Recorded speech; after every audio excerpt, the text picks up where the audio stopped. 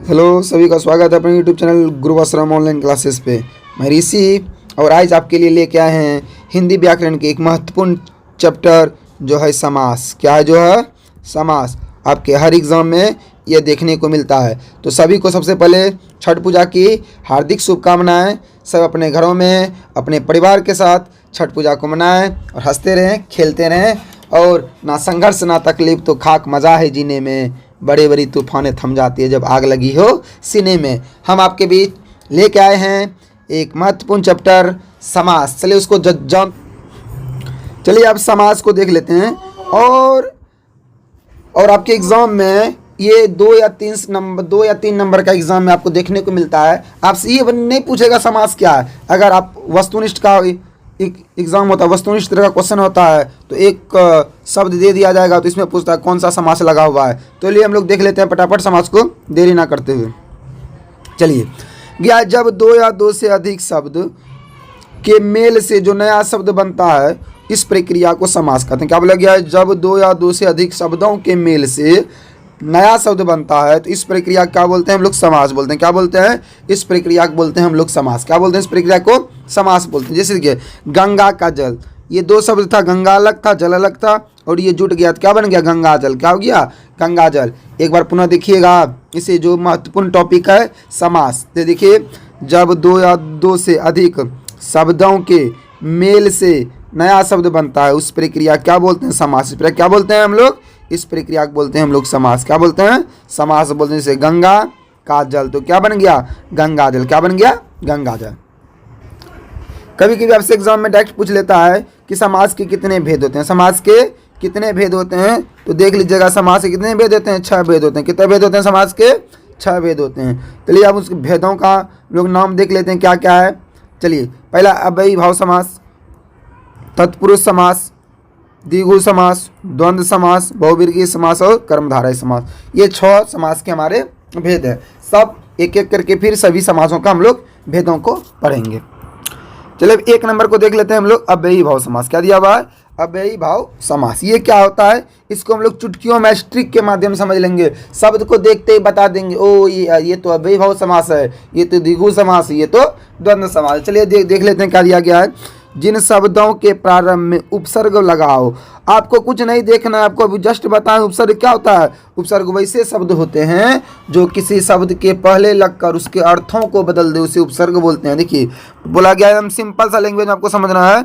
जिन शब्दों के प्रारंभ में उपसर्ग लगा हो उसे अव्ययी भाव समास कहते हैं। क्या बोलते हैं? अव्ययी भाव समास कहते हैं। इनमें पहला पद पूर्व पद से प्रधान होता है और ये अव्यय। अव्यय का मतलब समझ लीजिएगा जो आपके लिए बहुत ही महत्वपूर्ण है। अव्यय क्या होता है? देखिए, अव्यय वह चीज़ होता है, अव्यय वह चीज़ होता है कि जिसका ना तो हम लोग स्त्रीलिंग पुल्लिंग चेंज कर सकते नहीं, उसका हम कुछ नहीं कर सकते। जैसे प्रति, आप प्रति के क्या चेंज करिएगा? स्त्रीलिंग पुल्लिंग कुछ चेंज कर सकते हैं, लिंग भी चेंज नहीं कर सकते हैं। इसके साथ हम लोग कुछ भी नहीं कर सकते हैं, उससे हम लोग बोलते हैं अव्यय। क्या बोलते हैं? अव्यय बोलते हैं। अब देख लेते हैं, इसमें आपको कुछ नहीं करना है, आपको चुटकियों में सवाल देखते ही इसको हल कर देना। क्या दिया गया है? आपको डायरेक्ट देखना जिसमें उपसर्ग लगाओ। क्या लगाओ? उपसर्ग। जिन शब्दों के प्रारंभ में उपसर्ग लगाओ उसे क्या बोलते हैं हम लोग? अव्ययी भाव समास कहते हैं। जैसे देखिए, प्रतिदिन, तो इसमें क्या है? प्रति उपसर्ग है तो उसको डायरेक्ट देखते ही आपको हमको लगा देना है कि भैया अव्ययी भाव समास है, अव्ययी भाव समास है।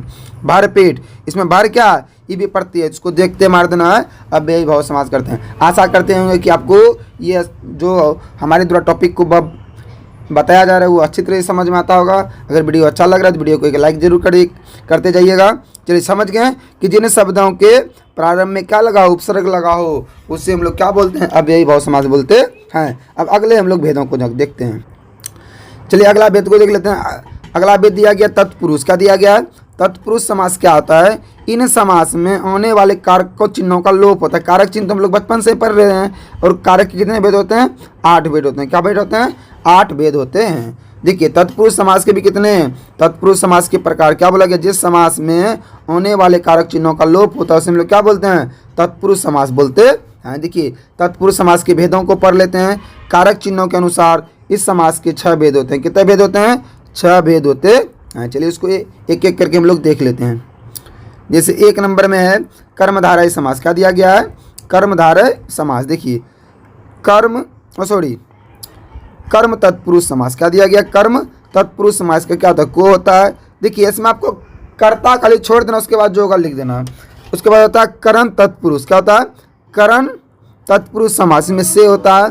संप्रदान तत्पुरुष समास को के लिए होता है। आपादान तत्पुरुष समास में से होता है। उसी प्रकार देख लेते हैं, उसी प्रकार आगे दिया गया है संबंध। क्या दिया गया है?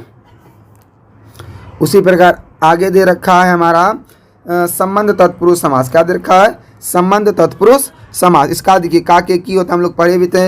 अधिकरण तत्पुरुष समास में मैं पर होता है, हम लोग पहले भी पढ़ चुके हैं। इन्हीं इसमें आपको डायरेक्ट सिंपल से बात रखना है, जिसमें कारक चिन्ह क्या होता है? लोप होता है। उसे हम लोग क्या बोलते हैं? तत्पुरुष समास बोलते हैं। जैसे देखिए अगर हम लोग एक उदाहरण की बात कर लेते हैं, गगनचुंबी। गगनचुंबी तो गगन को चुमने वाला, गगन को चुमने वाला, तो इसमें कौन सा समास है? ये कर्म तत्पुरुष समास है। कौन है? कर्म तत्पुरुष समास है। प्रयोगशाला यानी प्रयोग के लिए शाला, यानी संप्रदान तत्पुरुष समास। समझ रहे हैं? जिसकी हम लोग फर्स्ट में पढ़े थे अव्ययी भाव में कि उसमें पहले में उपसर्ग लगा होगा, उसे क्या होते हैं? अव्ययी समास करते हैं। दूसरा पर है तत्पुरुष समास में कारक चिन्ह क्या तो लोप हो जाता है, और ये 6 भेद होते हैं।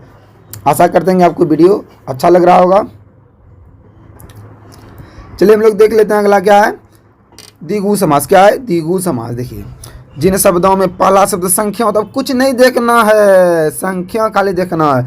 जिन शब्दों में पहला शब्द संख्या है वो हमेशा द्विगु। जैसे त्रिलोक, इसमें क्या है? त्रि 3 है, सप्ताह देखिए 7 है। तो इसमें आपको अपवाद नहीं देखना, आपसे उस सब चीज़ों नहीं पूछा जाता है। आपसे बेसिक ग्रामर से कुछ क्वेश्चन पूछे जाते हैं एग्जाम में, एकदम सिंपल सिंपल आपसे पूछ देगा। बताइए त्रिलोक में कौन सा समाज आपको देखते हुए त्रिलोक है? त्रिलोक क्या है? त्रिलोक। तो आपको देखना है काले इसमें त्रि लगा हुआ है, यानी संख्यावाचक है, तो इसको आपको बोलना ये द्विगु समास है। क्या है? द्विगु समास। चलिए अगला हम लोग देख लेते हैं अगले भेदों को। अब अगला भेद दिया गया है, अगला भेद दिया है, इसमें देखिए द्वंद्व समास। क्या दे रखा है? द्वंद्व समास। हम लोग 3 अभी भेद पढ़ चुके हैं, अब यही भाव पढ़ लिए हैं, तत्पुरुष पढ़ रहे हैं और द्विगु पढ़ रहे हैं। अब द्वंद्व समास को देख लेते हैं। जिन समास में दोनों पद प्रधान हो, दोनों पद प्रधान हो, द्वंद्व समास कहलाता है। इन समास में विग्रह शब्दों में के बीच योजक चिन्ह आपको कुछ नहीं देखना है। आपको हम बोले थे ट्रिक ना है, एकदम सिंपल सिंपल। योजक चिन्ह, योजक चिन्ह क्या होता है? हाइफन। देखिए इस तरह का, इन्हें आपको देखना है 2 शब्दों के बीच में योजक लगा है, इस तरह का हाइफन लगा है, तो कौन समास है? आपको बनना द्वंद्व समास। कौन समास है? द्वंद्व समास है। आपको सिंपल योजक चिन्ह देख लेना है तो समझ जाना है कि भैया ये द्वंद्व समास है। आगे पीछे, आगे पीछे, इसमें भी योजक चिन्ह लगा है तो इसमें भी क्या है? ये द्वंद्व समास है। क्या है? ये भी द्वंद्व समास है। जैसे माता पिता, जैसे देख लेते हैं माता पिता, इस तरह अगर इस तरह का हाइफन लगा रहे तो समझ लेना इसमें क्या है? ये द्विगु समास है। किसमें? द्वंद्व समास, सॉरी द्वंद्व समास। चलिए अगले हम लोग टॉपिक को देख लेते हैं। चलिए अगला आ गया है हमारा बहुव्रीहि समास। बहुव्रीहि समास तो ऐसे शब्दों का मेल जिनमें दोनों पद प्रधान न हो, अर्थात जिसमें प्रयुक्त शब्द स्वयं प्रधान न होकर न रहकर किसी तीसरे शब्दों की ओर संकेत कर रहे हो, ऐसे मिलकर एक विशेष संज्ञा का अर्थ दे तो उसे बहुव्रीहि समास कहते हैं। इसे योग रूढ़ भी कहते, योग रूढ़ शब्द भी होते हैं। जैसे देखिए पीताम्बर, तो आपको लग भाई ये सब क्या है? ये सब उपाधि की तरह बात हो रहा है, ये भगवान से संबंधित है। तो देखिए पित है अंबर जिसका, महावीर, महावीर देखिए महावीर हम लोग बोलते हैं किसको? बजरंगबली। किसको बोलते हैं? बजरंगबली को बोलते हैं। तो आपको देख लेना है इस तरह का शब्द क्या होता है? बहुव्रीहि समास होता है। अब हम लोग अगले भेदों को देख लेते हैं। अगला भेद दिया गया कर्मधारय। क्या दिया गया? कर्मधारय समास। इन समास शब्दों का उत्तर पद प्रधान होता है एवं विग्रह करते समय दोनों पदों के बीच के समान है जो में किसी एक शब्द का प्रयोग होता है, कमल नयन कहलाता है। देखिए क्या कहलाता है? वो क्या कहलाता है? हमारा कर्मधारय समास कहलाता है। क्या बोला गया है? इन समास शब्द का उत्तर पद क्या होता है? प्रधान होता है एवं विग्रह करते समय दोनों पदों के बीच के समान है जो, इसी यही दोनों शब्द का प्रयोग होता है। इसमें कोनो एक शब्द का प्रयोग होगा। जैसे देखिए एक उदाहरण दिया है यहाँ पे, कमल नयन, कमल नयन, कमल के समान नयन। देखिए इसको अगर हम विग्रह करेंगे, तोड़ेंगे तो क्या दिया है? कमल के समान नयन। तो ये कौन समास हो गया? कर्मधारय समास। नीलकंठ, कंठ है जो नील, जिसका नील क्या हो? जिसका कंठ क्या हो? नील हो, वो क्या हो?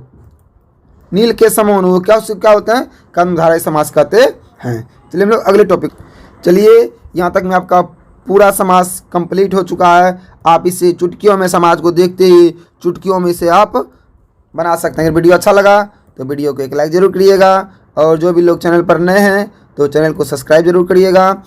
चैनल को सब्सक्राइब कर दिए, और वीडियो अच्छा लगे तो वीडियो को लाइक करें। चलिए मिलते हैं हम लोग अगले वीडियो में, तब तक के लिए धन्यवाद, बाय।